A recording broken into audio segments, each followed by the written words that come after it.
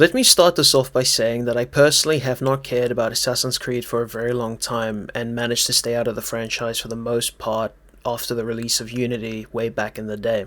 When the PS4 was still kinda new and friendships were determined by what console you played Destiny on. With that said, Assassin's Creed 4 Black Flag was not only my favorite game in the franchise as a whole, but was also one of my favorite games, period. I adored this game and spent a few hundred hours sailing across the high seas. Fast forward a decade or so when I managed to reignite my love of the old AC games and spent my time 100%ing the remastered Ezio collection as well as Black Flag on my PS4.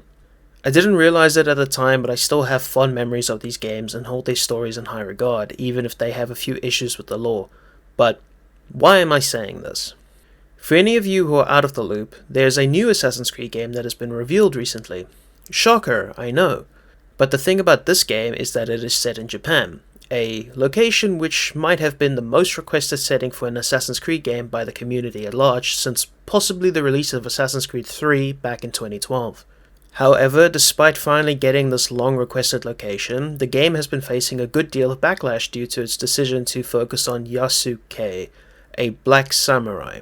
Or is he a retainer? I'ma keep it a buck fifty with you. I'm not gonna claim I know anything about this character or his history, and to be frank, I don't care. As I said, I have not cared about the new Assassin's Creed games since Unity, mostly because games like Syndicate and Origins were very pissed to play. The reason why I'm mentioning this is just to provide some context around the drama. If you want any more, then it's not hard to find. Just look up any of the dozen or so videos covering the topic on your feed right now. The thing I wanted to focus on specifically in this video is a trend I've been seeing popping up on Twitter recently. Now, with the addition of controversy involving playing as a black man in a setting that typically didn't have a lot of black people present, it managed to get a few individuals up in their feelings about some sort of inconsistency that they think is occurring in the community. Apparently, if you are someone who takes issue with playing as Yasuke in this fictional story set in feudal Japan, then you would need to also be upset about playing as a Welshman in Assassin's Creed Black Flag, a game which takes place in the Caribbean during the golden age of pirates. And like most reactionaries on the internet who simply say shit to stir drama or counter drama or whatever is going on anymore,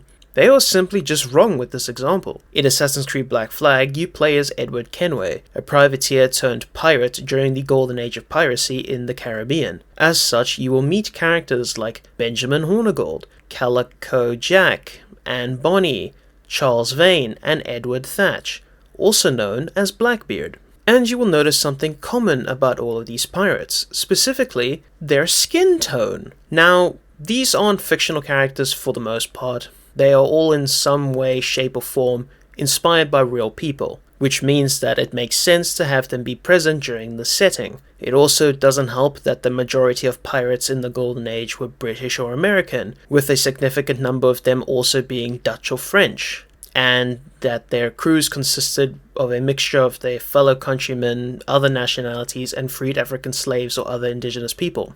I fucking wonder what mixture of people made up Edward's crew. However, we don't need to dip into historical accuracy, especially since I am no real expert on the matter. I'm mostly just relying on whatever research I can pull from the ether at 3 AM. If we were simply to look at Edward's character and general theme that surrounds him as we play, then we can notice something truly glaring about who he is. The man's a fucking fraud, and has been that way since the start of the game. Even if we were to say that the pirates in the Caribbean should mostly have been black, which would be an historical inaccuracy, but nonetheless, let's just say for argument's sake that that was true.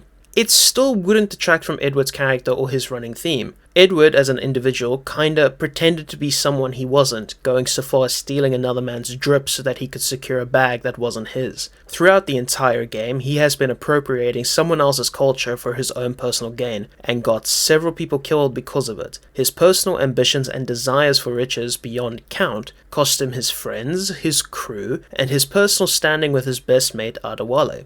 Now, some of you who haven't played this game, or at least not played it in a while, might not know who Adewale is. Adewale is a former slave from Trinidad, turned quartermaster for Captain Kenway aboard the Jackdaw, after they secured a ship and amassed a crew. Adewale regularly advised Kenway during the course of the game on his personal beliefs, as well as leaving him for the assassins near the end of the campaign. The reasons for this is because Adewale had grown ill of Kenway's personal ambitions and desires for riches, and found the assassins a more meaningful and just cause. I'm not an easy man to call a friend, am I? Is that why you're here? To fight beside a man so driven by personal gain and glory is a hard thing, Edward. And I have come to feel the assassins and their creed a more honorable course. Something he could support with a clear conscience, and he even becomes a leading member of the group. Adewale criticizes Edward's decision to help Roberts find a location in the game called the Observatory, which is of interest to the Templars and the Assassins. Captain, think carefully about what you mean to do here. What are you grousing about, Ade?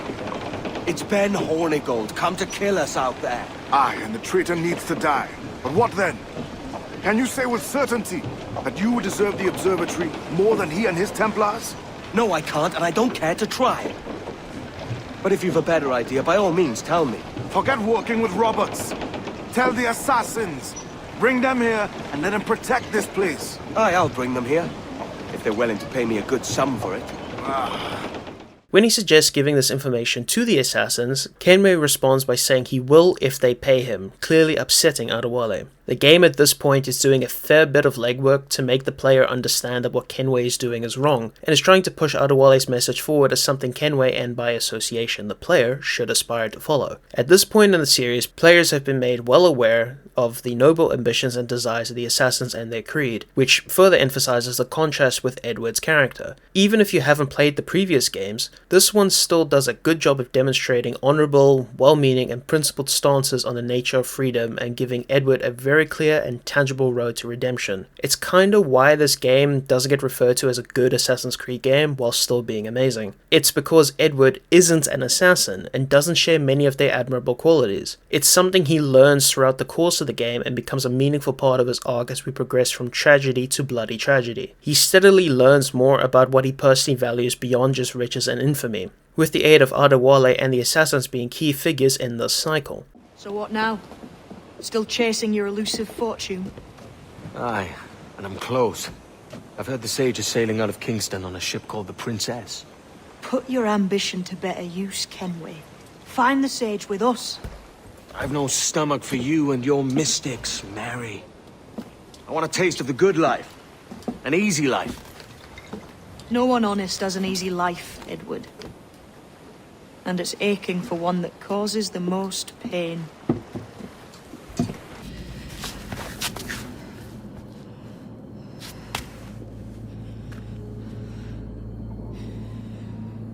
Don't die on my account. Go. This is such a pain in the ass. Damn it. You should have been the one to outlast me. I've done my part. Will you? If you came with me, I could. Mary. I'll be with you, Kenway. I will.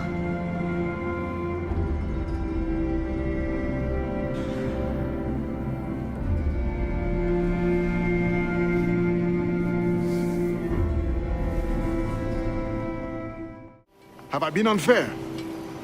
No. For years I've been rushing around taking whatever I fancied, not giving a tinker's curse for those I hurt. And yet here I am, with riches and a reputation, feeling no wiser than when I left home.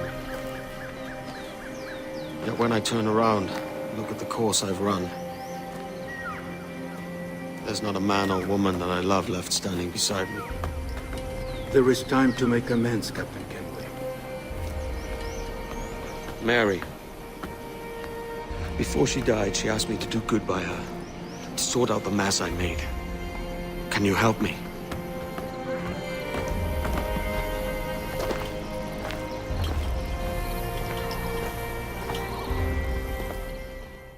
During an earlier segment of the game, Adewale also corrects Edward's understanding on belonging, saying that just because he is black and has African lineage doesn't mean he would feel welcome in Africa. So, what'll you do with your share of the gold we take from Governor Torres? Return to Africa, prince among men? I cannot return to a place I've never been. I was born in Trinidad, a slave from my first breath. Ah. But wouldn't you feel, I don't know, more welcome there? As you might feel more welcome in Paris. Fair point. With this skin and this voice, where can I go in the world and feel at ease? This country here is my best chance. This country called Jackdaw, where I know the names of all citizens and they know mine, and we work together. Not always out of love, but to keep our country afloat. I understand you. Let's take her then.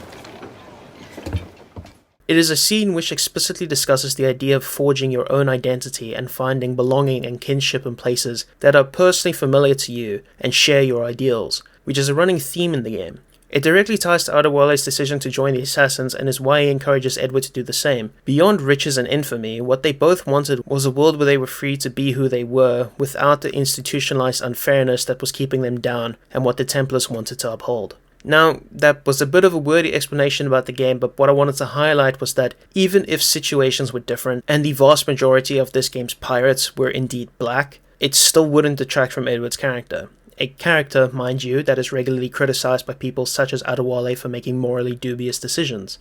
And Edward actually ends up being punished several times for these decisions. The ending of this game is one of the absolute best in the series because it shows Edward's mistakes in the flesh, and also shows how he's grown from them and learned to be a better man for it. And you could not have had this without him being an actual bastard throughout the entire game. You cannot have a scene where he comes to terms with who he is and learns to accept his identity if you didn't have a game where he hid behind the identities of others in order to assemble a faux persona as this legendary outlaw. But why am I talking about this? Well, for one, it's because I am sick of seeing this false equivalency of an argument popping up on my timeline. People who either have never played this game or fail to understand what it was trying to do are using it as an example for essentially calling members of the fandom who think playing as Yasuke in a Japanese setting being a bit silly, racists. Despite the fact that absolutely every single fucking Assassin's Creed game up to this point has featured protagonists that are ethically connected to their setting, we are getting the first mainline Assassin's Creed game featuring a black protagonist in fucking Japan of all places. I say mainline because the only games to feature a black playable protagonist was a PS Vita game and a DLC for Black Flag.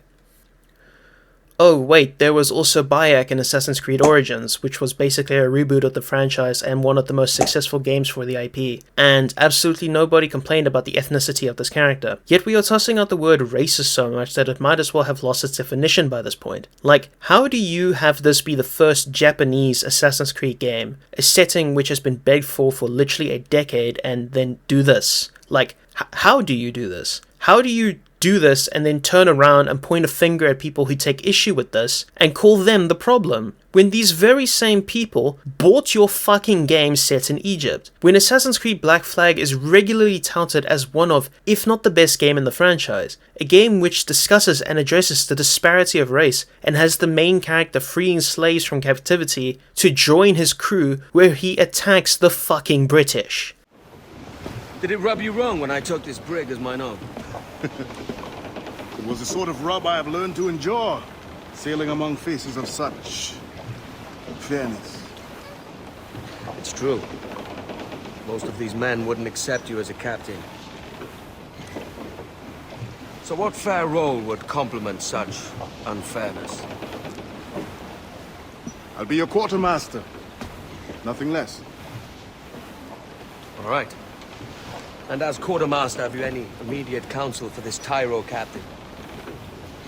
Rest and repast would do us good before Nassau. Water for drinking. Hunting for food and repairs. Well reasoned, sir. Hunting, it shall be. We'll find a decent place to drop anchor. And, look, I get it.